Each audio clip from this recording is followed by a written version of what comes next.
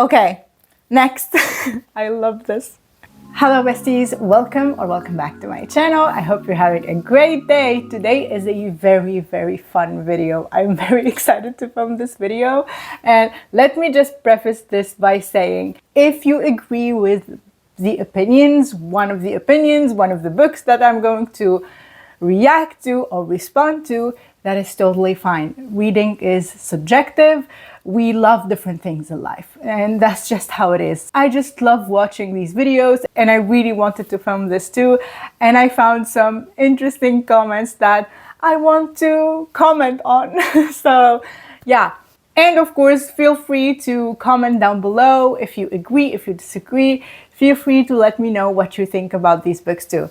The first book that I'm going to start with is a book that I read this year, and the second book too came out this year, so I read it too. And these are one of my favorite books that I read this year. So yes, let's start with that. I'm talking about Empire of the Vampire by Jay Kristoff. And first of all, let's see the overall rating. Most of the people, 57%, rated this book 5 stars and 27% 4 stars, and 2% rated this book 1 star. So we are going to dive into some of the 1-star reviews, see what they have to say. Okay, I put some screenshots, of course, up here. The first one says 1.25. 1.25, like the 0.25 is going to make the difference. And the 0.25 is given incredibly reluctantly. You really shouldn't have, like, we are starting, this is strong. Starting strong. This is an absolute dumpster fire of a book. And I'm going to do my best to articulate why in a concise and organized way. But honestly, the book made me so angry that I might go off the rails. Now be careful, your mental health is important. First of all, I'm going to separate the problems I have with this book into 4 sections. Very thorough. First of all, the misogyny. What misogyny? I stopped reading the review, to be honest, when I read the misogyny and like the other 3 points. But misogyny? What do you mean there is misogyny? But I think I have it explained in the second screenshot. I think it is from the same review. The obsession with underage children.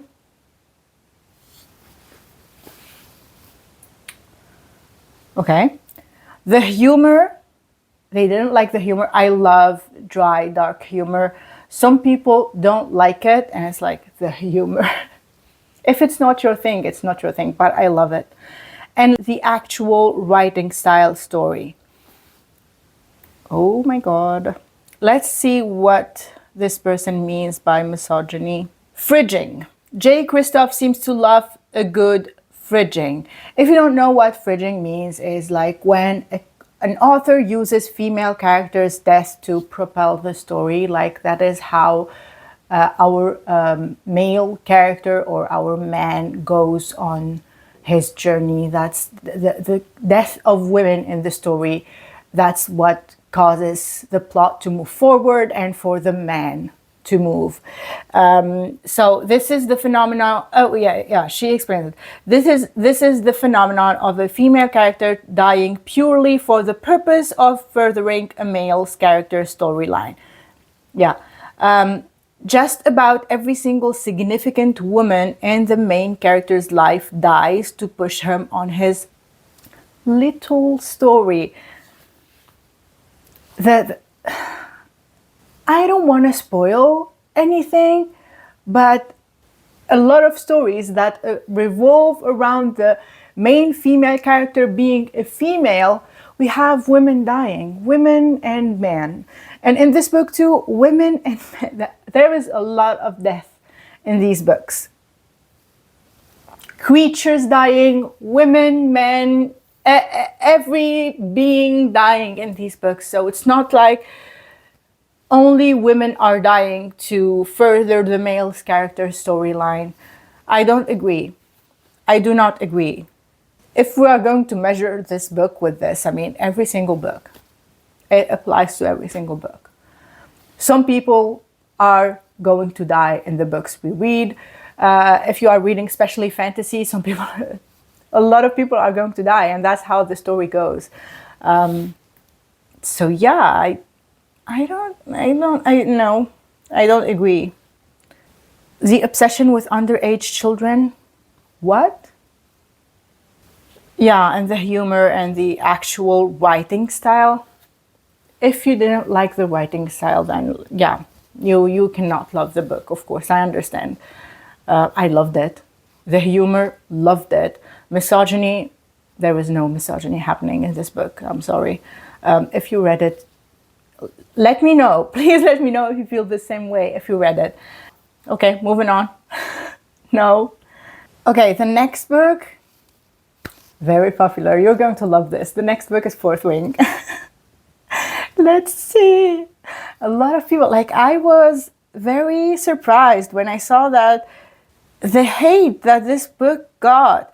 Okay, so we have 69% of 5 stars, 20% 4 stars, and 6% 3 stars, and less than 1% is 1 star. But it is 19,699 people. A lot of people. It is a lot of people. So let's dive in, shall we? The first comment: if I had $1 million for each cliche in this book, of which there are a multitude, I'd still regret spending $20 on all 498 pages of this mess. They really didn't like it, huh? So, spoilers to follow. I'm not going to put anything spoilery here, but I think by now you've already read, most of the people read already Fourth Wing, but no spoilers. Let's start with the world building. Now, this book had 2 things I love dearly: dragons and an academic setting. I love them too. We agree on this point. I love dragons, are like my favorite creatures, supernatural or like fantasy creatures. I love dragons, and an academic setting is always something that I will be attracted to. So we are agreeing. Yaros, however, explains almost every element of her world so poorly and sporadically that the entire story feels as though it were concocted page by page. The world building was explained poorly. I don't believe that, to be honest. We got a lot of explanations about the world, and it wasn't poor in my opinion. I understood everything. I wasn't lost or anything. I didn't feel lost. So that's a good thing. Sporadically, I mean, it's better than info dumping. Would you rather have a 20 pages of info dump? Who wants that? Of course it has to be, of course it has to be spaced out. I don't want to read only about the world building. In some books it happens, yes. And sometimes because the book is so good that you like overlook it because the writing style and the book was so good. But preferably, I don't want to have 20 pages or so, or like long passages of word building, in my opinion. The hierarchy of squadrons and sections and wings is so unnecessarily confusing. Okay, I need to get my copy. Okay, I got my copy of Iron Flame. This is my annotated copy. And I noticed that in the first book we didn't have this, but in the second book we have this kind of diagram that shows the hierarchy inside the War College. But even without this, I understood everything when we got the explanation in the first book. So we have wings, and each wing has a winged leader and an executive officer. And in each wing we have 3 sections. We have the claw, the flame, and the tail. And in each section we have 3 squads, and in each squad we have 15 to 20 people. So when you say the hierarchy of squadrons and sections and wings is so unnecessarily confusing, What is confusing about this? I don't know. Did you get confused when you read Fourth Wing about the hierarchy of the squadrons and like the in the war college and the wings and everything? I didn't. Okay, then they say the whole war going on along the border is so vague. It was obvious from the start that some twist was going to reveal the good guys were actually the bad guys all along. The war was so vague. It wasn't like we knew that they were attacked by griffins and they are stealing things from them. I mean, and even if not everything got explained, like we have some mystery going on, that's what makes you want to continue reading the book to know what's going to happen. The author is not obligated to divulge everything in the first chapters of the book. And then the author's primary method of exposition is dropping pieces of information into conversations that feel forced and completely unnatural. No one talks like that. No one shares information like that. I don't know, in your opinion, maybe some dialogues, I mean, I don't remember every single thing, but maybe some dialogues, in your opinion, felt like unnatural. I didn't feel that way. This second screenshot, it is from the same review. Additionally, her moods, she's talking about Violet. So Violet moods go back and forth quicker than an Olympic ping pong match. First, she hates Xaden because he's a traitor. Then she loves Xaden because she decides to trust him. Then she hates Xaden because he's a traitor.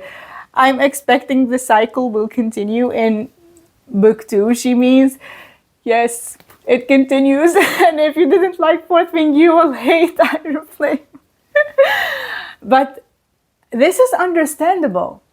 The girl, her whole life, she was raised on the belief that these people are traitors and they should be punished. Their parents are traitors and were punished. So of course she hates him. Then she loves him because she got to know him better. Then she decides to trust him. Then she hates him again because she discovered that he was hiding something from her. And she was having second guesses. And she wanted some time to analyze everything that happened before because she couldn't trust him anymore. I mean, this is completely understandable, in my opinion. Like, how would you react? If you got to know a person, you understood what they are coming from, you understood what happened in their life, and then after you decided to trust them, then you discover that they were hiding something else from you. So you are going to reconsider everything that you knew about this person or that you thought you knew and everything that that person said to you because they lied by omission. So I don't understand this. Okay, next. I love this. And then there is discount reset. That's just mean. Okay. This, I wouldn't, to be honest, Resend is one of my top. Like, I love Resend so much. Like, a lot of people do too. I love Resend. He's one of the top MMCs. But then, discount Resend about Xaden, no, it's not fair. We love Xaden. I love Xaden. He stands on his own. He's not a discount Resend, not in my opinion. Oh, whoa, the moody black-haired rebel with tattoos is actually the good guy. Shocking. He's hard on the outside, but a softie on the inside. Groundbreaking.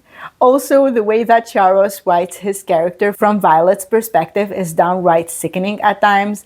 From the very first scene with him, Violet's internal thoughts. Okay, no, I'm not going to go there. I want to comment on the first part of this. Why do we want everything to be groundbreaking, shocking, original? Sometimes you want to read about the shadow daddies. Sometimes you're just looking for another member to consider adding to your group. Yeah, that is me.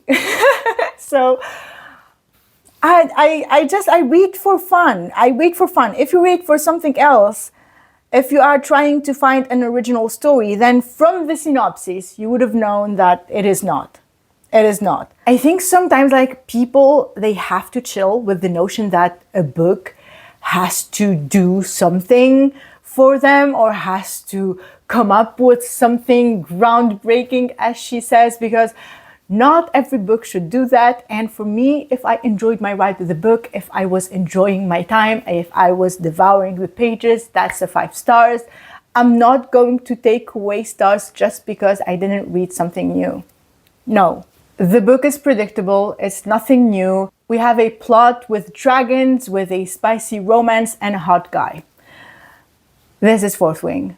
If you read the synopsis and you are like, okay, I already read this book, don't pick it up. Don't pick it up because it is what it is. I enjoyed it. I enjoyed it. So it does not have to be shocking or groundbreaking or anything. Some books, yes, you give them 5 stars because they blew your mind. Some books, I give them 5 stars because I had such a great time. And that is what happened with Fourth Wing. About Violet here, the way Yaros writes his character, Xaden's character, from Violet's perspective is downright sickening at times. From the very first scene with him, Violet's internal thoughts about Xaden are grossly objectifying. Everything is about his body and how hot he is. That's what I said. We have a hot guy, she's attracted to him, and then she gets to know him more, and then she's changing her mind, changing her beliefs, because she got to know him better. What is wrong with that? We have physical attraction in every single book. Akutar, A Court of Mist and Fury. I remember the scene when Feyre first met the trio, Rhysand, Cassian, and Azriel, and she was like struck by their beauty, and she was like, these are the most beautiful females I have ever seen. In her mind, nobody said anything about that. So I don't know what is wrong when she's looking at a person and she's saying, like in her mind, her internal dialogue is like, oh my God, they are very pretty, they have a nice body. I mean, what? I don't understand. Again, it is a spicy romance fantasy with dragons. Okay, I think this is another comment. So she's commenting about Violet, saying that she's like so badass because she's like so dainty and like so small and has insert name chronic illness, which makes her so badass and a really good candidate for a war school. First of all, I feel the vibe of this comment. Do you feel the resentment? First of all, she isn't a good candidate for war school. It is her mother who made her go into that war school. And it is in the first chapter, the opening of the book. So I don't think that you were really reading the book there. So she's not the perfect candidate for a war school at all. The chronic illness, the author, it is taken from the author's life. I think it is her or one of her sons, one of her children. I think it's either the author or a member of her family that has a chronic illness that she wanted to represent in this book with Violet's character. Okay, let's continue. She's totally not a self-insert of the author because unlike the author, she doesn't have blonde hair. She has ultra special brown hair that turns a really rare silver as she gets older because hair pigment works like that. Her hair is not turning gray because she is getting older or something like that, and criticizing that it is getting silver on the tips of her hair. It is getting silver because she got an illness, because she has an illness or something that is making her hair turn gray, not from the roots, but from the tips up. She's also so super really fast because she's so petite and small and little and fragile. Why are you so bitter? I don't understand. And also the love interest is so much bigger than her, and he's the most powerful. I mean, Ali Hazelwood books. Every single male character is the biggest male character ever seen. All right?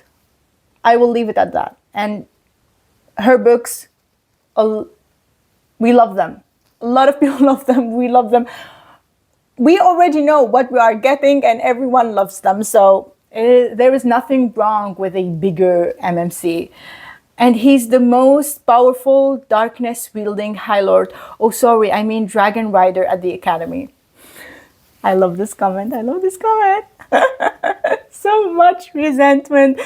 What is wrong with that? What is wrong with a super dark, most powerful Dragon Rider? I personally love it. And I love that for Violet. So, yep.